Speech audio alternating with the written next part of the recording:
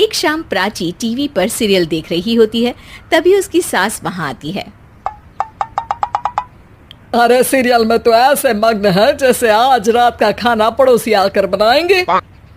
मुझे पता ही नहीं था आपने अपने बेटे की शादी पड़ोस में भी की हुई है। हैं? मतलब?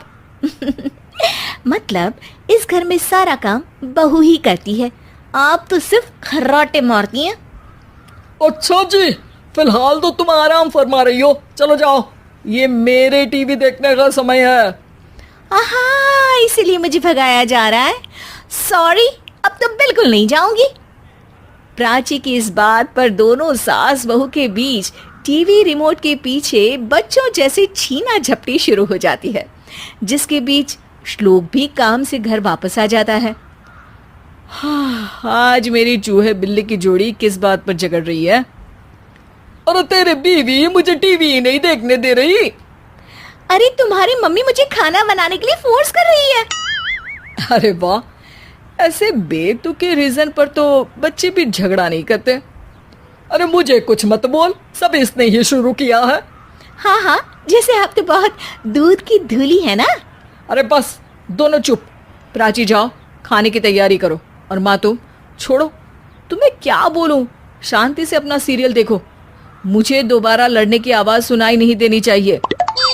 ऐसा बोलकर श्लोक वहां से चला जाता है, जिसके पीछे पीछे प्राची भी कुछ न कुछ बड़बड़ाते हुए रसोई में चली जाती है। हाँ हाँ, सासू जी को तो कुछ बोलेंगे ही नहीं, बस मुझ पर ही हुक्म चलता है, खाना बनाओ, जैसे मैं इनके घर में खाना बनाने के लिए आई हूँ। इसी तरह शाम बीतती है और रात को श्लोक और प्राची की सास खाना खाकर सोने चले जाते हैं, लेकिन प्राची गुस्से में कुछ खाए बिना काम में ही लगी रहती है।